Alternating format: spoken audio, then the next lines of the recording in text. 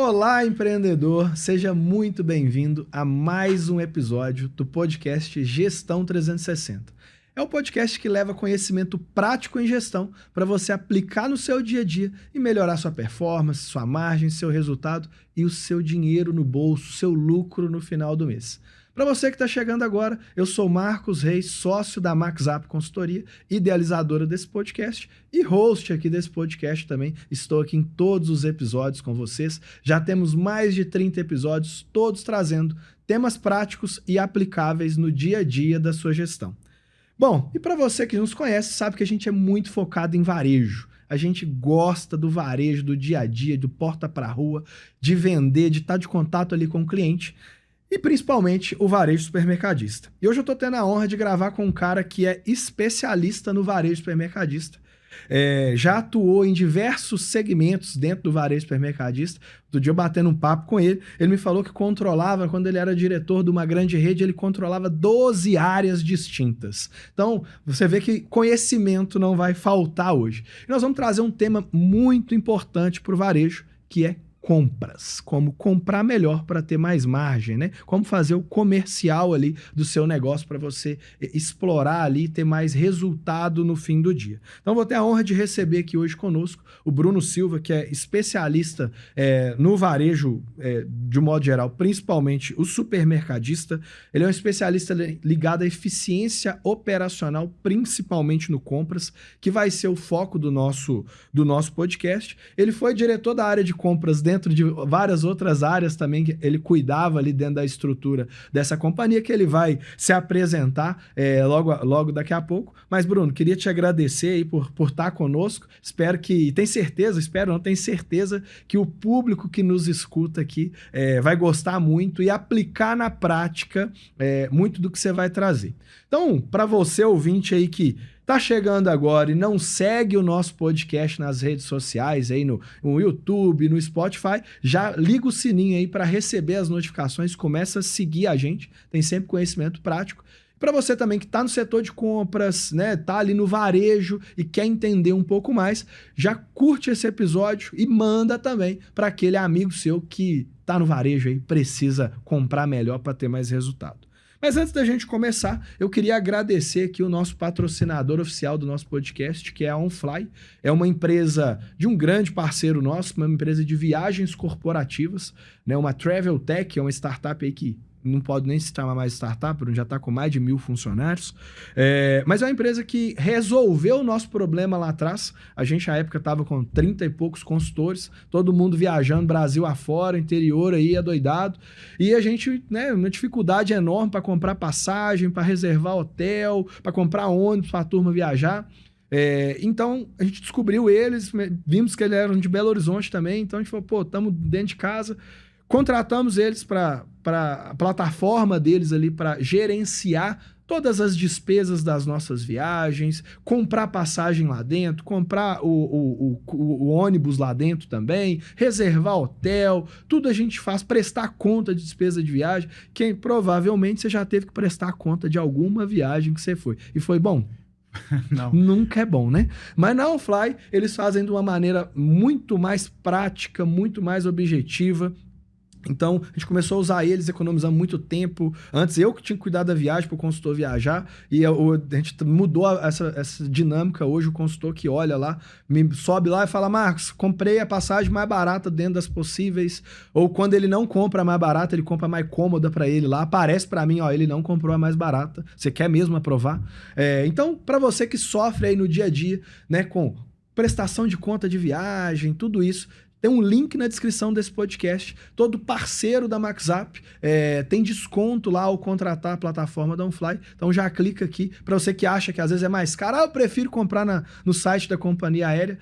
Engano, a OnFly tem... nós vamos falar aqui de compra, né? De como negociar com o fornecedor. Eles negociam grandes pacotes direto com as companhias aéreas. Então o preço deles, na grande maioria das vezes, ou é igual da companhia aérea, ou é mais barato. Então clica no link aqui, conhece um pouquinho mais da OnFly, você já vai ter um desconto exclusivo lá da OnFly para sua turma viajar e não ter aquela dor de cabeça danada. Bom, mas sem mais delongas, Bruno, queria que você se apresentasse, contasse um pouquinho aí da sua experiência dentro do varejo, né? E como é que foi gerir essas 12 áreas aí. Depois a gente vai entrar um pouquinho mais nisso, mas conta um pouquinho pro pessoal da sua experiência. Bacana, Marcos. Muito obrigado por esse convite. Acompanhe esse podcast, acompanhe os episódios. E é uma honra estar aqui hoje com você para falar, né, de um tema muito importante, um tema bem estratégico, que é a área comercial, a área do compras. A minha trajetória começou há 18 anos como consultor. Eu sei muito bem como é que é essa questão de despesa de viagem, de comprar passagem. Já fiquei preso no aeroporto por conta disso, desse esquecimento, né? Então, realmente, essa rotina, quando a gente tem alguém para gerenciar para nós, isso é muito melhor, né? Ficar fazendo as notinhas lá não é bom. Não é bom. Bom, dessa trajetória, eu entro como consultor já no início da minha fase de trabalho como consultor. Venho para Minas para fazer um projeto que era para ser de 2 anos. Fiquei full time nesse projeto e acabei virando executivo dessa rede de supermercado, né? Você entrou lá com quantas lojas, saiu com quantas? Na época tinha 5 lojas e saí de lá com 18 lojas, 18 para 19 lojas. Bacana demais. E a empresa ainda continua crescendo, hoje já está com mais de 30 lojas. Que bacana, cara. É uma estruturação muito legal. E como consultor, você está numa cadeira, né? E quando você vira executivo, os resultados totalmente depende muito ali de você para poder engajar a equipe e tudo mais. Então, eu fui consultor, virei executivo, um projeto que era para ficar 3 anos, fiquei mais de 13 anos como gestor, saí como superintendente de operações, fazendo a gestão de todas essas áreas, né? De mais de 10 áreas, 12 áreas ali, sob o meu comando, com 2.500 funcionários abaixo.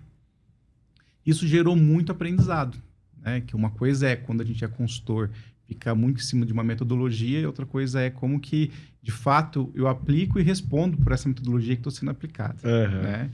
Então, essa trajetória ajudou muito no desenvolvimento. E com esse tempo também venho me desenvolvendo na parte acadêmica também, né? Tem 2 MBA, muito focado em engenharia e gestão de processo de negócio, um pela PUC, um pela FRJ do Rio de Janeiro. Então, é sempre assim, pegando uma necessidade, pegando uma metodologia e transformando esse processo em resultado. Tá bom? Legal demais. E é isso. Cara, muito bacana. Quando a gente estava conversando esses dias lá sobre as oportunidades da vida, os clientes em comum, né? E aí eu falei, cara, pô, vamos gravar um podcast, bicho. A gente entra muito falando dentro da empresa, falando de gestão, falando de número, meta, indicador, auditoria e compras está totalmente atrelado, né? Então, demais. E obrigado aí por ter aceitado. E para você que tá no varejo aí, já curte esse episódio, você viu que o homem tem experiência, né? Me conta um pouquinho, Bruno. Quando você entra hoje nos seus projetos de consultoria, né, atrelados a essa eficiência operacional, a esse compras aí, provavelmente você faz um diagnóstico ali, você tem uma metodologia que a gente já conhece, mas você faz um diagnóstico ali do setor, né? O que você busca encontrar nesse diagnóstico? Como é que é esse diagnóstico que você entra dentro do supermercado para ver o setor do comercial, compras hoje do supermercado? Muito bom. Tem uma análise de aderência que nós fazemos, que é para medir o nível de maturidade que está o setor comercial, tá? Perante aos resultados que a empresa está tendo. E esse diagnóstico, de cara, sempre, tá? Ele sempre revela para nós que mais de 85%, ou quase 100% do tempo do comprador, ele está no operacional. O que é operacional? Só fazendo pedido, dando suporte para as lojas, na questão quando chega para o terrado, nota, preço, custo, e o comprador fica bitolado só naquela energia operacional, ele não para poder fazer uma estratégia, né? E aí, se a gente fala assim do comercial, porque o comercial é tão importante na área do nosso supermercado? Se a gente pegar, lembra lá da cadeia de valor? Se a gente fosse desenhar uma cadeia de valor, tem lá os processos estratégicos, processos primários, áreas de suporte, eu coloco sempre o comercial como processo primário, né? Da necessidade da compra ao atendimento ali, à venda para o cliente. Então, se o comercial é onde que inicia todas as engrenagens da empresa, muitas das vezes ele está 100% no operacional e não está tendo estratégia nele. Aí a gente tem estratégia em outras áreas, menos no comercial, né? Então, essa mudança, quando a gente faz esse análise, esse diagnóstico e fazer tirar um pouco o comprador do operacional para que ele possa trazer mais resultado, né, financeiro, esse é o grande desafio. Aí você vê assim, grandes empresas, falando de empresas aí acima de 10 milhões de faturamento mês, 15 e tal, é o mesmo diagnóstico. Mais de 85% dos compradores no operacional. Aí você fala assim, pô, mas tá vendendo, tá trazendo resultado. Beleza. Isso mostra que o supermercado ele tem uma atração da eficiência operacional muito forte, né? Tá acontecendo, tá trazendo ali o resultado. Mas por que não aplicar mais uma metodologia de gestão dentro do compras? Então, sempre é isso. Sempre quando a gente pega esse diagnóstico, a gente encontra o comercial muito bitolado ali no operacional e dando muito pouca ênfase na estratégia. E às vezes isso é muito cultural.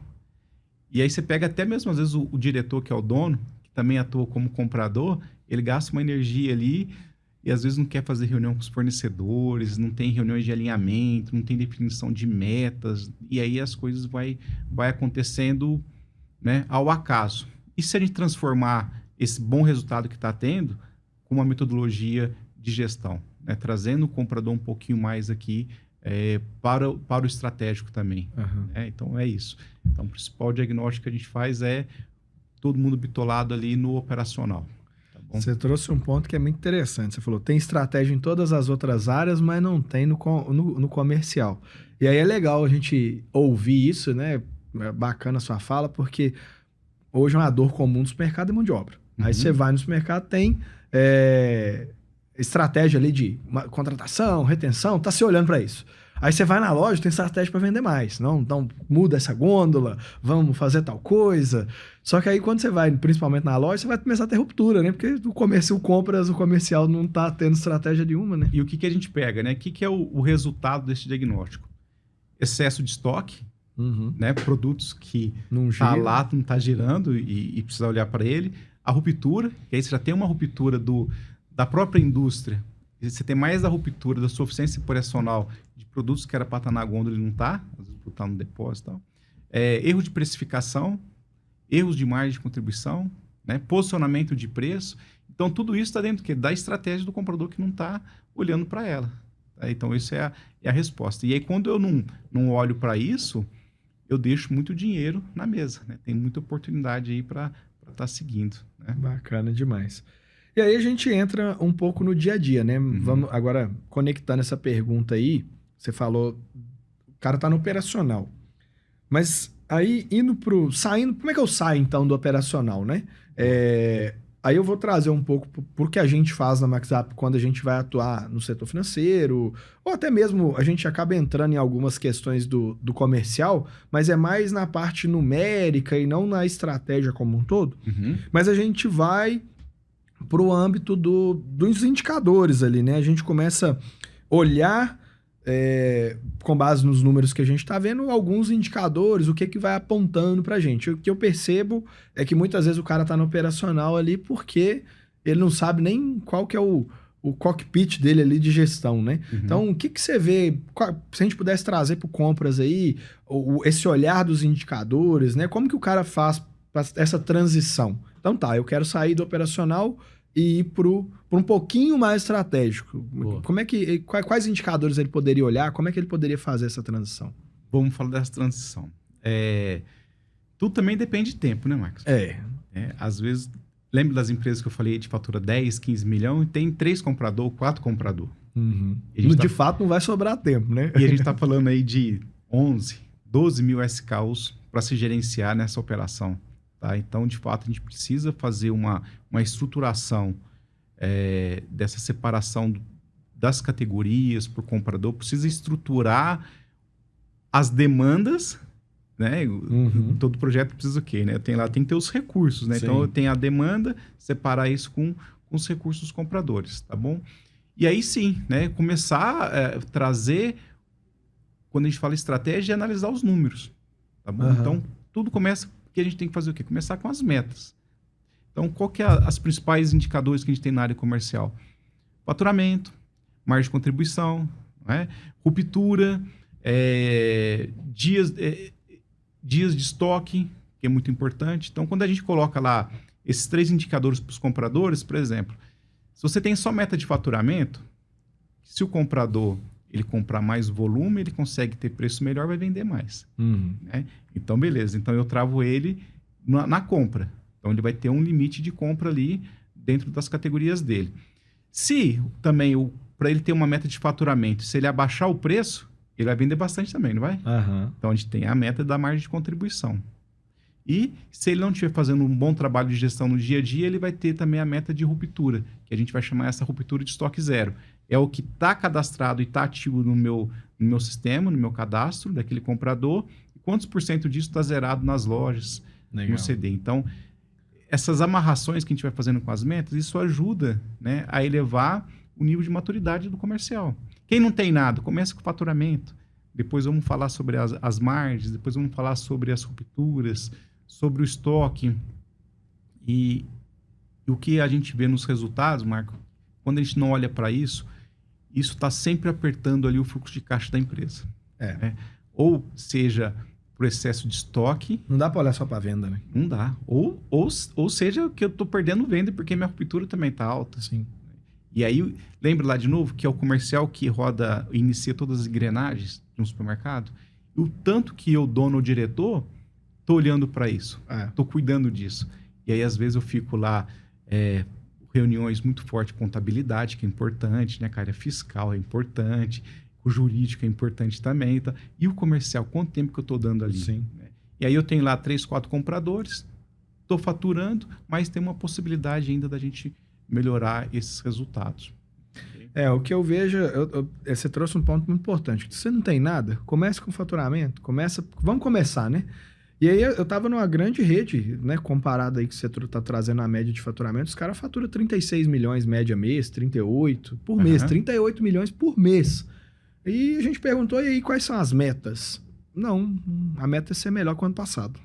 Não tinha nem meta de faturamento do grupo, sabe? Imagina o vendedor. Se o grupo como um todo não tem meta de faturamento, imagina o vendedor lá. Então, acho que é importante, quando a gente faz também os nossos diagnósticos lá, a gente estipula muito isso, sabe? Então tá, qual que... Aí às vezes até tem meta de faturamento. Aí eu vou lá na DRE lá do cara e falo, tá bom, mas qual que é a meta de lucro que você quer ter? Nós temos que estipular isso aqui. Todo dia a gente tava nos mercados, os caras estavam gastando $500 mil por ano só de placa de faixa na porta da loja. Tipo assim, cara, aí no ano seguinte estipulamos lá a meta, vai ser no máximo 150 mil. Ele bateu 150 mil e pergunta se caiu venda. Continua vendendo. Né? Então, assim, acho que é olhar para os detalhes também. O compras deve ter muito essa questão no comercial, muito detalhe, né? O detalhezinho ali muda todo o jogo. Dentro de uma gestão de categoria, por exemplo, né? Fazer essas análises. E aí, de novo, né? A gente precisa de... Não é o comprador ele ficar o dia inteiro por conta dos indicadores. Mas se ele consegue reservar, né? É um 70-30 ali, né? 70% do tempo operação, 30% vendo estratégia ali. Já ajuda, né? É isso aí. Se a gente tá falando de compras, ruptura e tal, eu tava na APAS antes de ontem e encontrei com alguns na APAS, na Feira dos Mercados lá, né? E eu encontrei com alguns diretores de redes maiores que a gente atende, diretores da área comercial. E aí eu perguntando para eles, né? No ano passado, retrasado, eu fui na Super Minas aqui em Minas, né? Que é uma feira similar à da APAS lá em São Paulo, só que aqui. E eu fui com alguns clientes com a seguinte estratégia. Vamos negociar prazo com os fornecedores. Eram 2 clientes específicos que estavam com fluxo de caixa ruim. E eu falei, cara, a gente precisa de prazo. Preço, a gente vai brigar também. Mas o nosso principal negócio é prazo dos principais... Listamos lá os 5 principais fornecedores e vamos atrás deles conseguir prazo. Foi muito legal, conseguimos nas negociações lá. Teve um fornecedor, inclusive, que nos ajudou bastante. Ele falou, cara, vou fazer um negócio para vocês. Tudo que vocês comprarem dentro desse mês, eu vou fazer 30, 60 e 90. Depois desse mês vai virar... Era 14 dias de prazo, virou 21. Então já ajudou bem. Então, ou seja, tudo que comprou dentro de um mês, ele dividiu 3 vezes para frente. Óbvio que uma hora vai chegar a conta para pagar, né? Mas pelo menos você traz um dinheiro para dentro do caixa. E aí, a gente usava muito as feiras para negociar, né, prazo, preço, alguma coisa assim. E esse ano eu perguntei para esses diretores, falei, cara, o que vocês estão buscando de negociação na feira aqui? Marcos, só tô querendo buscar lead time. Eu quero que o cara entregue no prazo para eu não precisar ter produto no estoque tanto tempo. Acredito que você tá vendo um pouquinho disso também lá, né? Tem. Essa questão de entrega, né? A ruptura, a gente tá falando da ruptura que hoje ela é muito forte. vários conceitos de ruptura, mas o conceito principal da ruptura é o quê? É a indisponibilidade do produto na gôndola. Uhum. Okay? Então, a Nielsen traz uma estatística que fala lá que mais de 10% que existe 10% de ruptura na gôndola. Só que quando a gente vai medir, isso é mais. Uhum. Tá? Você tem, então, os pedidos que você faz com a indústria, ou ele chega parcial ou não chega, e aí você tem que ficar nessa rotina aí buscando essa reposição. Você tem produtos que é o pior esse, que está no CD ou no depósito, que não está na gôndola. E quando a gente mede é o que isso... mais dói, né? Nossa, e quando a gente mede isso na eficiência operacional, que você tem lá uma rotina de uma auditoria, que é olhar assim, quais são os produtos que era para ter vendido ontem que não vendeu? E aí eu tenho que ir na gôndola para ver se está na gôndola. Se não está na gôndola, eu vou no depósito, para ver se está no depósito. Se não foi encontrado, eu falo que não foi encontrado e aí ele abre para fazer um inventário rotativo daquele item. Legal. Então, só para traduzir aqui para o pessoal e para mim também, tá, gente? Estou aprendendo aqui. Então, você fez uma pré-lista, a gente falou, todos esses produtos aqui era para eu ter vendido em todas as lojas ontem. Isso, é vendido por loja, tá? Isso. Então, você criou uma pré-lista, sei lá, 1000 itens. Esses 1000 itens aqui eu tinha que ter vendido ontem. Exatamente. Aliás, eu tenho que vender todo dia, né? Então, naturalmente, tem que ter vendido ontem. A gente cria um algoritmo para identificar uma média de venda do produto pelo dia da semana. Então, ontem vamos imaginar que ontem foi quarta-feira. E aí nós vamos olhar o seguinte, qual que é a minha média de venda desse produto nas últimas 21 quarta-feiras para trás? Legal. E aí a gente pega essa referência como média, vamos imaginar que deu 2,5 unidades por dia. E ontem vendeu nenhuma ou vendeu uma unidade. Aí ele cai na regra para auditoria. Aí ele vai para um coletor, tá? E aí esse coletor tem lá o produtivo do setor que vai falar, o produto está na gôndola, ele bipou, deu ok. Se o produto está na gôndola, ele fala, não está encontrado na gôndola. Aí ele vai para o depósito. Se foi no depósito, está no depósito. Se não tiver no depósito, não encontrado. E aí gera uma ação sobre isso, né? Se está na gôndola, o comprador ele sabe que parou de vender aquele produto, que ele precisa fazer alguma ação. Se está no depósito, vai um trabalho, uma ação para o gerente da loja fazer um processo, tirar esse produto do depósito e trazer para a gôndola, tá bom? E se não foi encontrado, vai para prevenção de perdas, fazer um inventário rotativo, porque sempre é o estoque maior que zero, né? Para poder auditar. Então, voltando aqui na questão da ruptura, e a indústria, ela tem uma participação muito grande nisso, né? Também dessa deficiência de entregar os produtos. Então, hoje, a grande negociação é essa mesmo, é você me entregar. É só isso, né? E a alegação deles é a mesma dos mercados, de todo mundo, na verdade, mão de obra. Não consigo te entregar porque eu não tenho mão de obra. Os cortes, assim, de pedido é muito grande. E a gente fala uns negócios, e indo para o setor comercial, que interessante. Estava conversando com um cliente, até de uns cheio de gigantes, né, entre as 5 maiores do Brasil hoje. E por uma sorte do destino, precisei pegar um Uber lá em São Paulo, me deslocando de um lugar para outro, a gente acabou indo junto. Eram 2 diretores da rede grande, dentro do top 5 do Brasil, a gente conversando. E aí eles estão falando, cara... Clientes seus aí tá enfrentando problema com as figurinhas da Copa, que a gente viu um banner lá em São Paulo. Problema com figurinha da Copa? Porque como assim? Que eu não tinha nem me liguei. Falei, não, porque tem uma ação da Coca-Cola que o pessoal tá tirando o lacre da Coca para poder trocar na figurinha. Cara, está dando um problema nas lojas. Então olha para você ver como é que, assim, uma pequena ação do fornecedor lá que você imagina que vai vender mais, mas tá dando problema na loja. E pensa. E todos esses rótulos que você acaba tirando, né? Já era. Já era. E aí você tem que colocar aquilo para varia. E dependendo do contrato que você tem com o fornecedor, não faz essa troca. E lembra lá que para cada um produto avariado, você tem que vender até 10 unidades para compor o custo daquele produto. Olha o tamanho que é isso, né? Exatamente. Então, quando a gente olha para o setor de compras e para as perdas, né? A prevenção de perdas ali, 0,000 que eu economizo na prevenção de perda ali, olha o quanto que eu posso aumentar minha margem, né? Então é importantíssimo olhar para isso.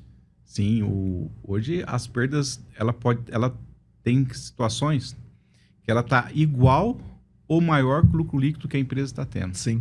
Olha que loucura que é isso. Não, na feira, eu tava com um cliente lá grande, uma rede bacana em São Paulo. Você tem 4 lojas, mas assim, top. Todas as lojas, assim, sensacionais. E eu mostrei pra ela, na DRE dela, eu falei, a perda porque a gente tem que tratar também 2 coisas, né? Perda reconhecida e a não conhecida. São duas coisas diferentes.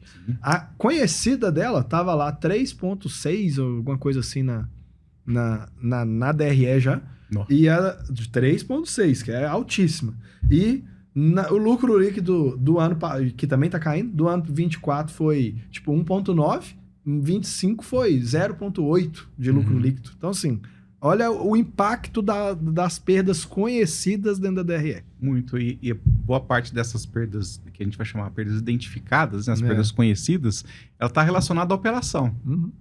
Então, avarias, produtos vencidos, enfim. Aí você tem lá uma série de mapeamento dessas roubos avarias. Que você percebeu no inventário rotativo, né? Que era para ter e não tem. É isso aí. Né? E aí ele vai para perda não identificada, com essas diferenças de inventário. Mas o que está na nossa mão todo dia é as perdas identificadas, aquela que eu estou vendo, conhecendo ela, né? E aí voltando, fazendo o link da prevenção de perdas com a área comercial, muito forte. Sabia que dessas perdas identificadas, quase ou mais que 60% delas está relacionada para o vencimento. Né? Então, vencimento. E aí você tem um link muito forte também com a indústria para nos ajudar nisso, porque a indústria cada vez quer mais o quê? Quer vender, quer empurrar a mercadoria.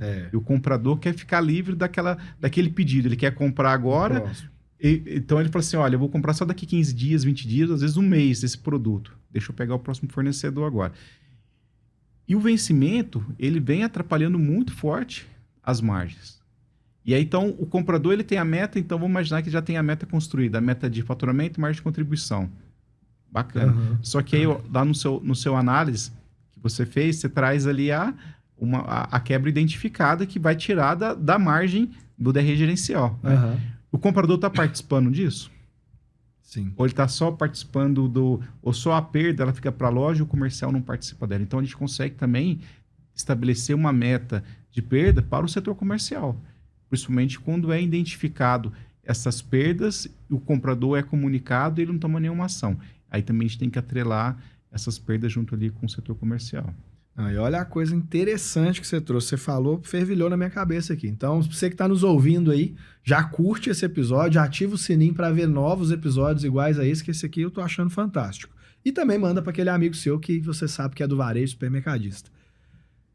A validade, vencimento do produto. Então, o comprador foi lá, fez um pedido. Muitas vezes tem produtos com um vencimento mais longo, 6 meses, por aí. Só que, por algum motivo, lá o fornecedor te entregou com 3 meses. Então, lá no recebimento de mercadoria também, o comprador só fez o pedido, negociou preço e prazo, mas não negociou muitas vezes data de vencimento, né? Isso o comprador realmente, ele não se não for uma oferta consciente desse FIFO, desse produto próximo da data de validade, que tem muita negociação assim, e aí eu comunico a loja, comunico o recebimento e tal. Mas tem um processo muito forte que a gente tem que fazer no recebimento. Exemplo, a gente coloca travas no coletor, quem recebe pelo coletor, de 1/3 da validade, dependendo das categorias de produto. Exatamente, porque às vezes o produto não é FIFO. O produto vale 6 meses. Chegou na sua loja com 3, tá bom ainda. E aí... Só que eu perdi já 3 dele. Às vezes é um produto que não gira tanto. Agora, estou falando de empresas com nível de maturidade de operação mais elevado. Muitas das vezes ainda, nessas empresas grandes de faturamento, se recebe ou pelo coletor ou sem o coletor e não faz essa gestão de data de validade. E aí também para o comprador gerenciar isso é muito mais difícil, né? Então ele não consegue. E aí isso vai esbarrando, não, ele vai comendo a nossa margem. O tempo todo ali vai correndo a margem com essas perdas dos vencimentos. Você está falando um ponto aí até interessante, conectando, a gente atende uma rede de 30 lojas, pessoal bem grande, alguns bilhões de faturamento, e sai do centro de distribuição, né, confere-se o que vai para a loja, né, o pedido, entre aspas, da loja, requisição, que na loja não faz requisição, é o comercial que requisita para a loja de acordo com critérios ali, mas é mais ou menos o pedido daquela loja. Então sai do CD, só que a loja não confere. Então, e aí a perda fica na loja, né? Então, então o gerente ali e tal, ele reconhece, puta, deu menos margem, mais margem e tal. Só que aí eu tô conectando isso que você falou, por isso que eu falei que fervilhou. Às vezes o produto tá saindo do CD já com pouca intervalo de data de validade que a perda vai acontecer lá na loja, né?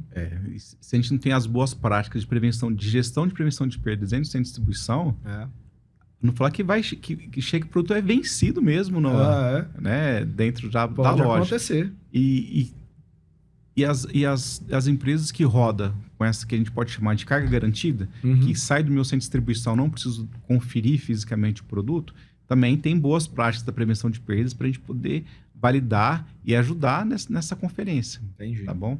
Mas sim, tem muito produto vencido que fica parado ali no CD e chega próximo à data de validade. E aí tem muitas boas práticas hoje, sabe? Para a gente controlar essas datas de validade. E as IA aí tem ajudado demais bastante, também nesse... trazendo, startando essas ações, fazendo esse comando de checar essas datas. Mas assim, às vezes, né, Marcos? O básico não está sendo feito. Exatamente. Né? O que poderia ser o básico? É auditar a data de validade do recebimento de mercadoria. Bom, voltando aqui, eu queria, né, que você trouxesse luz aí um pouquinho para o pessoal. Quando você estava lá na sua função de executivo, né? Vamos voltar só para a função de executivo ali. Então, né, como um diretor ali de áreas, né? Você, mais de 10 áreas ali, debaixo da sua alçada, sei lá quantos mil funcionários, só de gerente mais um monte. Como que era a sua gestão, né? Não dá para você gerir todo mundo da cadeia, né? A gente vai quebrando essa cadeia, mas como é que era a sua gestão com as suas principais lideranças ali no quesito de número, indicador? Como é que você fazia isso aí? Bom, quando eu tinha um diretor, né, o dono do supermercado, que eu até posso falar o nome dele, é o Navarro. Um grande abraço para ele, meu professor, meu mentor até hoje, tá? Tenho muito conhecimento de gestão baseado com a convivência junto com ele. Então vamos falar dessa estrutura. Como é que era isso? Então, tem um diretor, que era o presidente ali, eu assumindo como superintendente de operações, vamos pegar só a linha de loja, tá? Aí eu tenho um gerente de operação, esse gerente de operação tinha um supervisor de operação, esse supervisor vai para a loja. Aí chega na loja, tem um gerente, um subgerente, o encarregado do setor e o operacional. Olha só, então vamos imaginar que quando o presidente que define uma estratégia, como que isso chega lá em 8 camadas, que é o que executa mesmo dia a dia. Apanhei demais com isso no passado, porque a gente desenhava o processo, desenhava a estratégia, o objetivo, isso nunca chegava na ponta. Quando chegava tarde, distorcido, porque é uma camada muito grande. Né? Isso estou falando só de loja, da execução de loja. Como que eu fazia, montei uma estratégia, então, para que isso funcionasse? Primeiro, montei um time de primeira linha, que aí nós vamos chamar de um time tático, e o time definiu muito claro quem que seria o uso operacional. E eu gostei, só fazendo um paralelo, um gancho aqui, quando a gente atuou num cliente comum, o cliente chegou com essa nomenclatura lá pra gente um dia e falou assim, não, porque eu defini meu time de primeira linha. Eu falei, como assim? Aí ele falou, não, esses aqui são a minha primeira linha, na minha camada de gestão. Gostei dessa. Então, assim, pra você empreendedor aí, quem que é seu time de primeira linha aí, né? E a gente tá falando de estratégia. O que tem também muito diretor de dono do supermercado no operacional. Sim. Então, quando eu entro na consultoria, eu logo crio esse time de primeira linha. A gente vai chamar que é os... E aí, para cada time, a gente dá um nome. Tipo, se tem 5 pessoas, é o top 5. E aí eu deixo eles criar o nome para esse time, né? Que é o que representa toda a empresa. Primeira coisa, definir esse time, quem são as pessoas que vai cuidar dos processos, dos objetivos, treinar essas pessoas para... Lembra lá dos conceitos do pipeline da liderança? Eu sou líder de mim mesmo, depois eu sou líder de outros líderes. E aí o grande dificuldade que nós temos é o quê? É como que eu ensino esse líder a ensinar o outro. Olha que desafio, porque o que é mais fácil? Você executar, fazer. Agora, como que eu ensino ele a ensinar o outro? Fica um grande aprendizado aí. Trazendo para essa estrutura de gestão, definir o time de primeira linha, responsabilidades, quem está fazendo o quê, cria os indicadores, quais são os processos que cada um tem que cuidar e ajuda essas pessoas a treinar as pessoas abaixo dele. Tá bom? É assim que foi feito ali esse trabalho. Recentemente estava num projeto muito grande, empresa também acima aí de 40 milhões de faturamento mês, uma estrutura gigante, tá? Uma estrutura de gente desse time de primeira linha, bem parrudo, e não estava trazendo resultado. E aí a grande pergunta que eu fiz para o diretor foi: olha, a gente precisa responder o seguinte, por que nós temos um time tão parrudo, pessoas muito capacitadas e os resultados não estão acontecendo? Eu já sabia a resposta. O que era a resposta? Era o alinhamento da estratégia. A estratégia estava solta com cada departamento e que não se conversavam. Então, reunir com uma metodologia que a gente faz com esse time, que é uma reunião semanal, todo mundo falando dos seus projetos, quais são os objetivos. Então, isso trouxe resultado para dentro desse projeto. Que isso foi aprendizado ao longo do tempo que eu tive lá, né, como diretor, depois como consultor que eu estou hoje, tá bom? Então, esse papel e responsabilidade, a gente tem que deixar muito claro isso para todo mundo. E quando eu sou uma empresa que eu estou crescendo com 5 lojas, 6 lojas, 10 lojas, eu estou também muito envolvido, eu dono, estou muito envolvido no operacional, e aí tem as pessoas que me ajudam, eu falo assim, não, eles já sabem o que tem que fazer. É a hora da gente parar, estabelecer as nomenclaturas, definir os planos de trabalho para cada um e tirar também o dono desse operacional e trazer ele para o estratégico. Lembra? Às vezes a gente tem empresas que têm muita tração no operacional, está trazendo muito resultado, mas poderia trazer mais resultado se eu estivesse analisando os números, se eu estivesse cuidando aqui da estratégia. Exatamente. Show de bola. Então, para você, empreendedor, aí tem 4, 5, 6 lojas, né? Entender esse momento de... eu gosto muito de dizer que é o momento do cafezinho a sós. Então, pegar... Eu gosto muito, tem as IAs, tem a tecnologia, eu uso bastante, sou um entusiasta, estudioso, mas não tem nada que substitui, para você pensar um pouquinho na estratégia também, é sentar sozinho, cafezinho, papel e caneta na mão. Onde que eu tô aqui? Deixa eu tentar entender. E aí, obviamente, depois disso, comunicar isso para o time de primeira linha e fazer isso se propagar, né? Porque o que também é muito comum, Marcos, lembra desse projeto que eu falei? Que tinha uma estrutura bem grande. Se tinha a meta, tinha os objetivos, existia uma estratégia, só que onde que estava pecando ali? Estava ficando só com eles. Lembra lá daquela camada toda, até de chegar lá no produtivo que executa a tarefa? Que esse cara que é o... Lembra do conferente de mercadoria? Então, se ele não tiver uma rotina bem clara, um processo bem desenhado, e ele saber da importância do trabalho que ele tem de colocar a data de validade no coletor e onde que isso influencia no resultado, não adianta nada você ter definido ali uma estratégia, ter comprado o coletor, ter implantado um sistema para gestão disso, sendo que a pessoa que opera não está alinhada ali com a estratégia. Ô Bruno, nós estamos falando aqui do setor comercial, né? E resultado para a empresa, margem, DRE, lucro líquido, mas olha a importância do processo claro para essa pessoa que está lá na ponta. Ela mexe em todos esses ponteiros, margem, lucro líquido, resultado, melhoria da perda, tudo mais. Só que olha que importância de um feedback que eu recebi, deve ter umas 2 semanas no máximo. A supervisora de uma loja veio conversar comigo, até falou do podcast, falou, viu seu podcast lá e tal, achei bacana.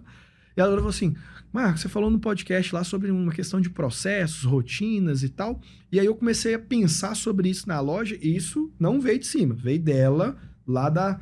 Ela, nessa loja não tem gerente, ela é uma supervisora que está pleiteando ali, vamos dizer, esse cargo.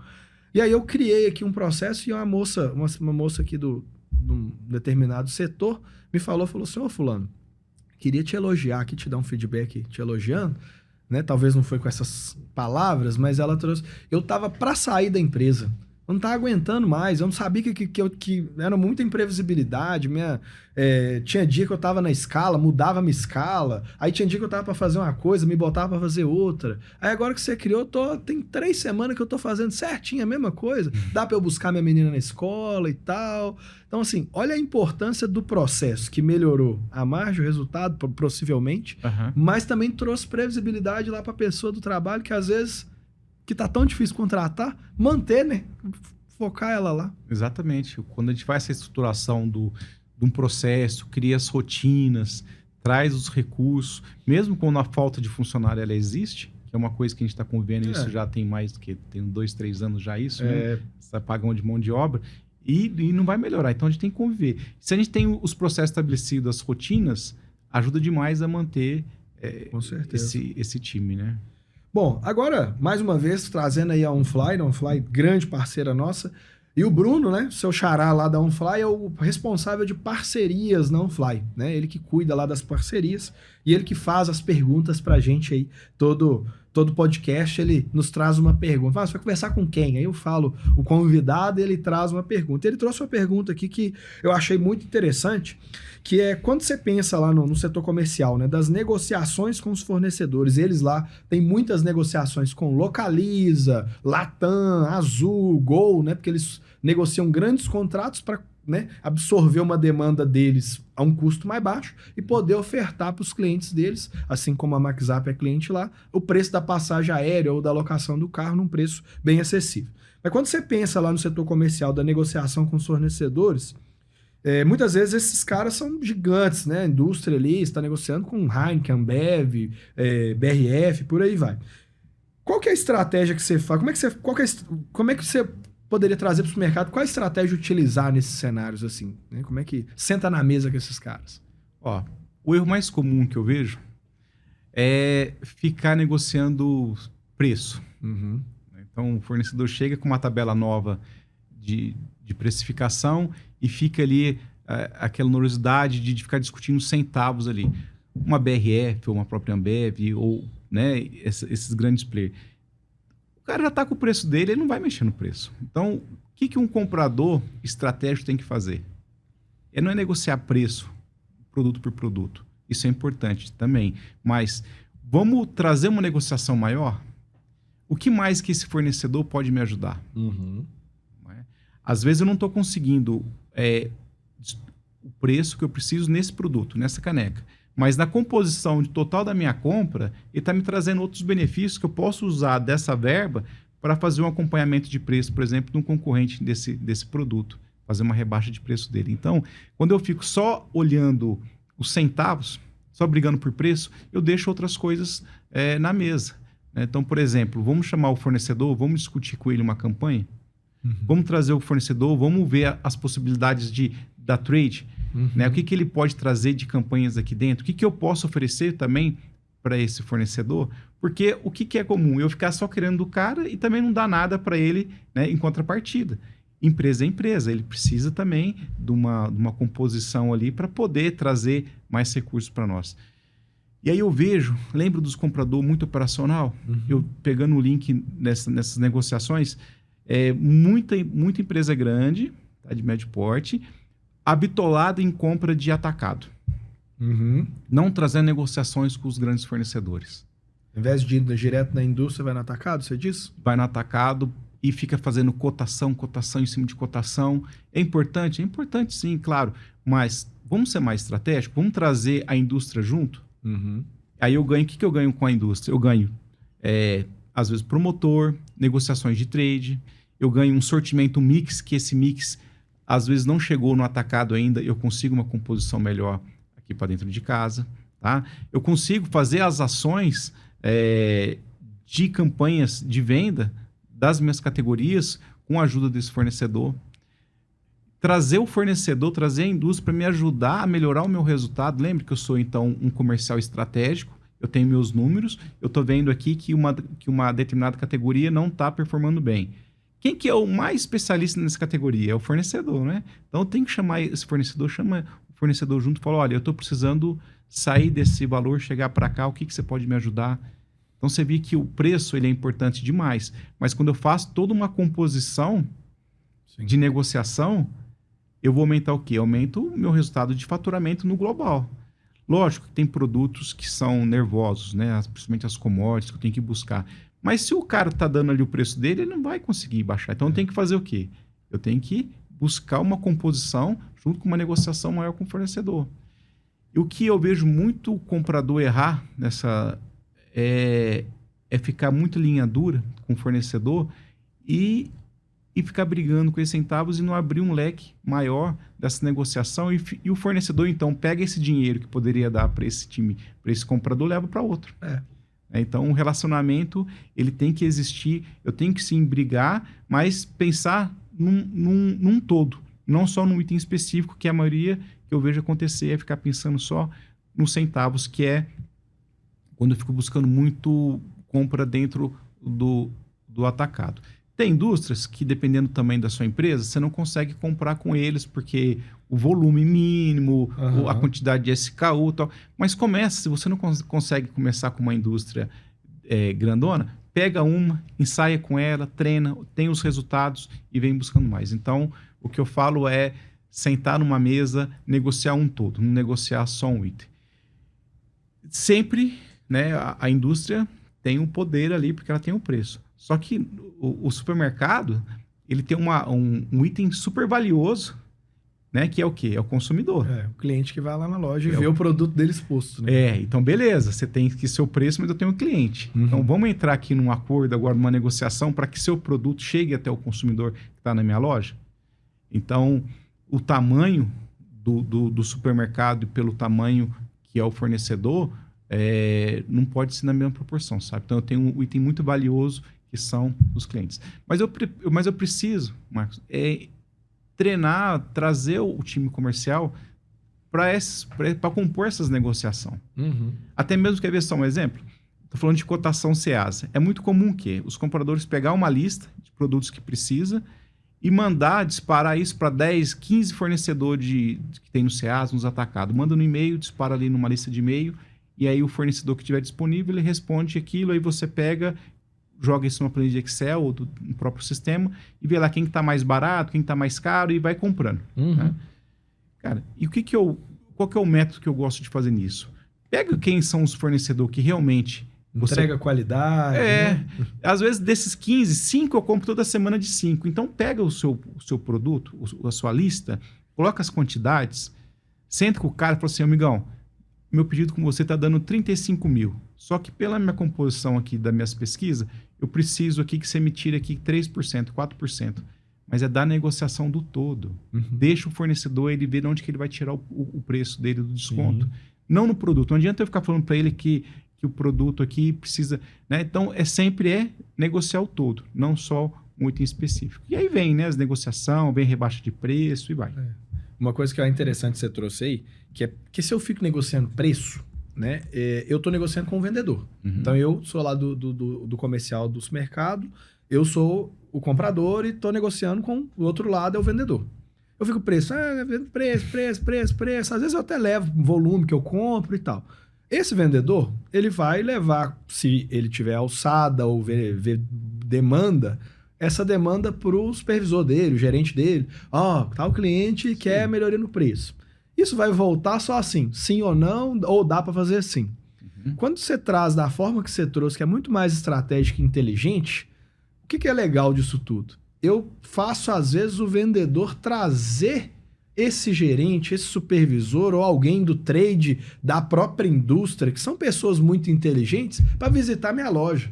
Quando esse cara pisa na minha loja, ele fala, você está expondo o produto errado. Ou dá para a gente fazer um retail media aqui, você vai ganhar outra verba. Então, eu também boto gente inteligente da indústria pisando na minha loja para trazer até ensinamento, né? Isso é estratégia. Então, por exemplo, lembra que a ação que você fez com prazo de pagamento? É muito comum isso, né? A gente tem que chamar. E se você pedir, né? Muitas das vezes, toda vez que eu faço um ajuste desse de alongar os vencimentos ali no contas a pagar, dá certo. Porque o fornecedor também é parceiro. Sim. Aí você fala assim, o comprador, por que você está comprando com 7 dias? Não sei, porque logo quando eu entrei aqui, eu assumi esse fornecedor, já era assim. E aí você vê o fornecedor pode te dar um prazo ali de 21 dias. Exatamente. E 7 te regaça até no processo financeiro. Porque até a mercadoria chegar, subir isso aí, o financeiro fica sabendo. Tipo assim, se não tiver um processo muito bem amarrado, nossa senhora, atrapalha até o processo financeiro. Tem redes que a gente atende que nem entra boleto com 7 dias. Não pode, volta a mercadoria, travado. Não recebe. Isso não atrapalha tudo. E pegando só mais um gancho, baseado nessa metodologia, quando a gente não está performando bem numa determinada categoria, o que eu gosto de fazer como metodologia? É trazer os números dessa categoria, chamar os 3 principais fornecedores que atendem essa categoria e falar, amigão, essa aqui é a oportunidade. O que vocês podem fazer para a gente performar melhor? Por quê?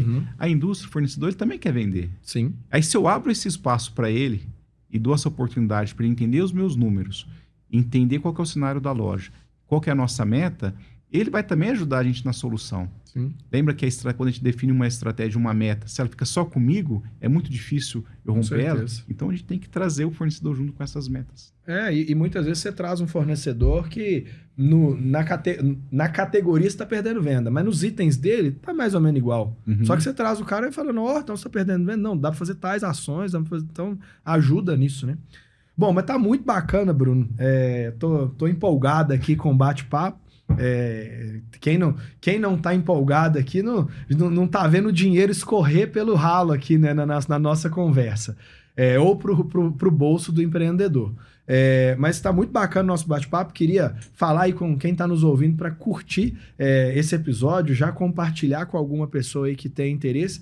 Vai estar na descrição do podcast tanto o link com desconto aí do OnFly, como também as redes sociais, as informações ali para quem quiser contactar o Bruno. Mas eu queria trazer aqui agora uma pergunta final, né? Eu sempre gosto, nossa consultoria... A gente vê muitos consultores por aí falando termos em inglês, palavras, né, sofisticadas, e a gente é muito da prática, né? Não tem jeito, tanto que o nosso lema lá, a gente fala isso todo dia dentro do escritório, o simples bem feito todo dia que gera resultado. Também não adianta fazer só um dia e achar que vai dar resultado, né? Então é o simples bem feito todo dia que gera resultado. Esse é o lema da MaxUp, é o lema da Power, que é uma outra empresa nossa, para fazer dar resultado nos nossos projetos. Então, em linha com isso, queria ir para a pergunta final, que é uma pergunta prática, né? Na prática, quem está nos ouvindo aqui, como é que eles poderiam aplicar todo esse conhecimento que a gente veio falando aqui no dia a dia, né? Então, pensando no supermercado, né, que foi o nosso foco da nossa conversa, qual que seria uma ação simples, mas às vezes de alto impacto, sem ser bala de prata, porque não tem nada, uma coisa só que vai dar o resultado maior do mundo, mas de alto impacto que ele poderia implementar ainda essa semana e colher frutos dentro do setor comercial dele? Meta, né? Implantar meta. Se eu não tenho meta, pegue nem que for uma meta de faturamento. Vamos olhar... Por vendedor, por categoria, né? Exatamente, por loja. Então, eu pego uma meta global. O que eu faturei o mês anterior? O que eu estou faturando nos últimos 3 meses? Faço uma ponderação do que eu quero. Então, tracei uma meta global, divido essa meta, compartilho essa meta por loja, por comprador, e aí depois vem pelos departamentos, as categorias, a gente vai descendo. Então, fazer hoje uma definição de meta, amanhã compartilhar essa meta e todos os dias acompanhar ela, buscar o objetivo. E quem já tem meta, quem já pratica uma gestão de metas, checar se todos os envolvidos que traz essa meta estão sabendo da meta. Porque senão eu fico só com a meta comigo e com o meu time comercial, mas a loja ou o encarregado do setor ele não sabe da meta dele. Exatamente. E meta tem que ser analisada todos os dias.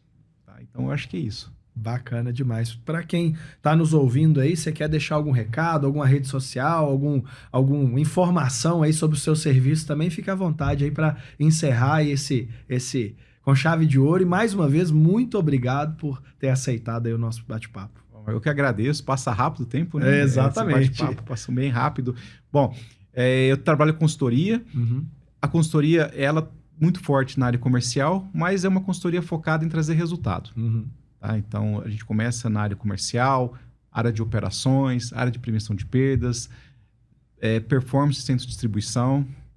Vamos deixar aqui o contato, o telefone aqui com você. Ótimo. E estou à disposição. Vai estar na descrição do podcast aí. Quem às vezes está pensando em montar um CD, eu estava conversando com o Bruno esses dias, ele estava lá desencorajando um cliente nosso a montar um CD. Ele às vezes quer montar o CD porque vai melhorar, Ele fez algumas perguntas que ele falou assim, realmente, acho que vamos manter por enquanto do jeito que está e consertar o setor, né, do comercial, do compras ali, primeiro, antes de criar o CD. Então, para quem quiser aí, os contatos do Bruno vão estar na descrição do podcast. Mais uma vez, queria agradecer a OnFly, grande parceira da MaxUp, nos apoia, nos incentiva em tudo, inclusive a nossa cliente também, né? Chegamos lá no OnFly, tinha 60 ou 70 funcionários. Hoje está para mais de 1.200, então a gente também fica muito feliz pelo crescimento que eles tiveram e, obviamente, porque os produtos e o serviço é bom, né? Então, já tive problema viajando, estava lá no interior da Bahia, cidade Eu cheguei no hotel domingo, não tinha lá minha reserva, por um erro do hotel, liguei lá no atendimento humanizado da OnFly, e não, só um minuto, me arrumaram outro hotel na cidade, então muito bacana. Então clica no link da OnFly aqui embaixo para você conhecer um pouco mais. Mais uma vez, muito obrigado a você que está nos ouvindo até aqui. Aplicar tudo que foi falado aqui é a chave do sucesso. Então, bora empreender, bora crescer, bora botar resultado e a energia nas nossas ações. Muito obrigado e até o próximo episódio.